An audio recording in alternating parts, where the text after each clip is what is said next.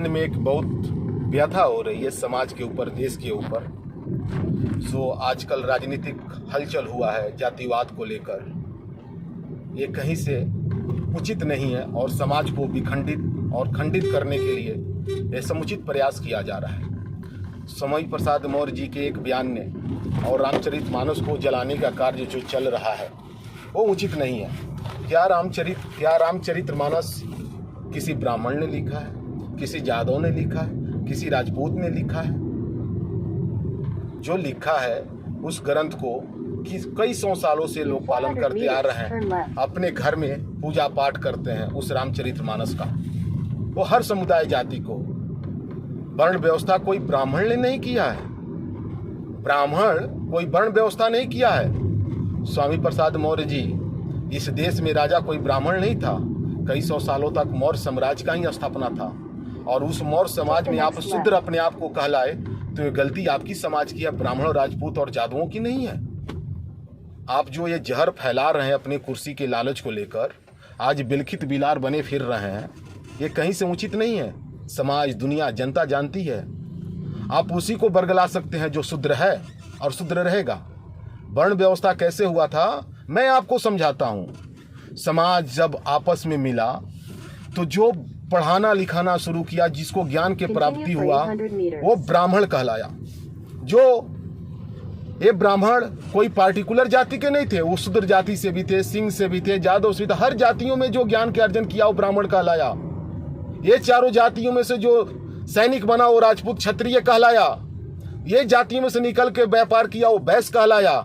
और ये तीनों जो नहीं कर पाया वो शूद्र ही कहलाएगा, गंवार ही रह जाएगा।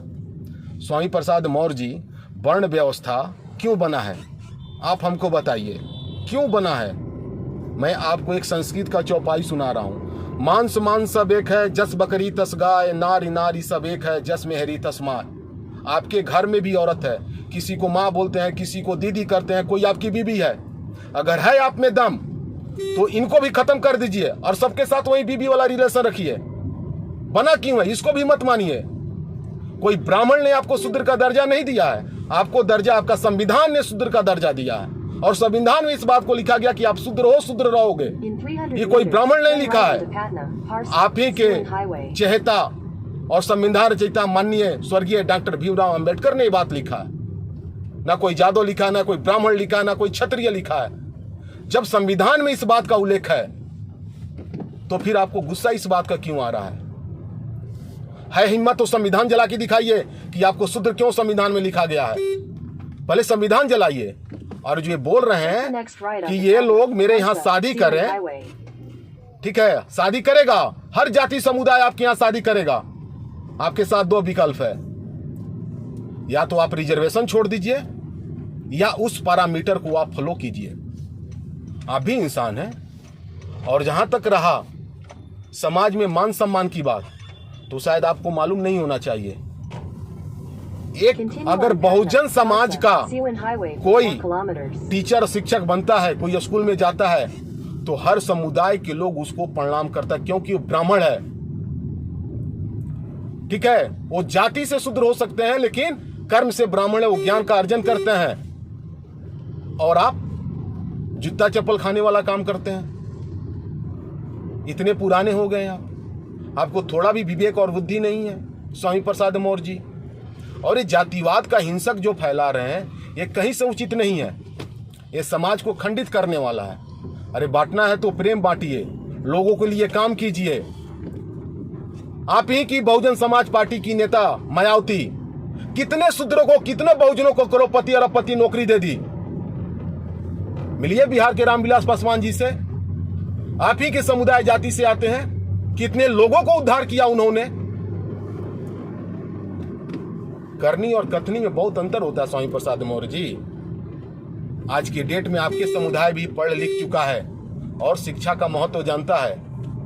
अगर आप नहीं पढ़ाई लिखे किए हैं, जिंदगी भर अंगूठे छाप नेता रहिएगा, तो आपका तो कोई तोड़े नहीं है स्वामी प्रसाद मौर्य जी। आपसी सौहार्द बनाइए, सभी जाति सभी समुदाय का मान सम्मान कीजिए स्वामी प्रसाद मौर्य जी, नहीं तो आगे चल के आप ही को दिक्कत होगा। और इस संविधान ने आपको शूद्र का दर्जा दिया है, कोई ब्राह्मण, राजपूत, जादव ने नहीं दिया है। तो आप संविधान जलाइए। कि आपको शूद्र क्यों बोला गया है। या शादी की जो बात करते हैं, या तो हमको भी रिजर्वेशन दिलवाइए, उस श्रेणी में लाइए, आपके बेटी बहन, आपके आना, आपके घर आने जाने, शादी ब्याह सबका रिश्ता होगा। अगर आपको यही करना है तो हमको भी रिजर्वेशन चाहिए आपके श्रेणी में आने के लिए, तभी तो आपके श्रेणी में आके बैठेंगे, तभी तो आपके यहाँ आना जाना शादी विवाह सब होगा। कराइए, नहीं तो संविधान जलाइए। रामचरितमानस क्यों जला रहे हैं? संविधान में आपको शूद्र बोला गया है। और ढोल गंवार शूद्र पशुनारी ये सब ताड़न के अधिकारी। ठीक है, तो आप स्वामी प्रसाद मौर्य जी देखिएगा, ढोलक में रस्सी रहता है, उसमें लोहे का नाल लगा रहता है, उसको ताड़ा जाता है, ताड़ के उसको सुर में लाया जाता है। गंवार जो विवेकहीन है, जिसको एजुकेशन नहीं है, कल्चर मालूम, खाने पीने को मालूम नहीं है, उसको समझाना है, उसको बताना है। पशु, वही कुत्ता को लोग चौराहे सड़क पर मारते हैं, वही कुत्ता आज देखिए तुर्की में गया है, तो जो लोग मरे हुए हैं, ठीक है, उनको अपने शिक्षा से ढूंढ ढूंढ को निकाल रहा है। उस आपसे बढ़िया तो कुत्ता है स्वामी प्रसाद मौर्य जी, जिसको शिक्षा दिया गया है, वो काम कर रहा है। पशु, गाय भैंस, चलिए एक एक गाय भैंस है जिसको उसके मालिक ने समझाया है, एक आवाज देता है तो दौड़ के आ जाता है, इसको बोला गया है। शूद्र किसको बोला गया है? यही 4 वर्ण से ना जो पढ़ पाया, जो ना सेना में जा पाया, ना जो व्यवसाय कर पाया, उसको समझा के इस वर्ण में लाने के लिए शूद्र कहा गया है स्वामी प्रसाद मौर्य जी, ताकि समाज का कल्याण हो सके। अब आते हैं नारी पर। नारी का मतलब औरत ही होता है। तो औरत को समझाना, एक औरत जो अच्छी होती है पूरे परिवार को लेकर चलती है स्वामी प्रसाद मौर्य जी। एक औरत होती है जो समाज को खंडित, परिवार को खंडित कर देती है।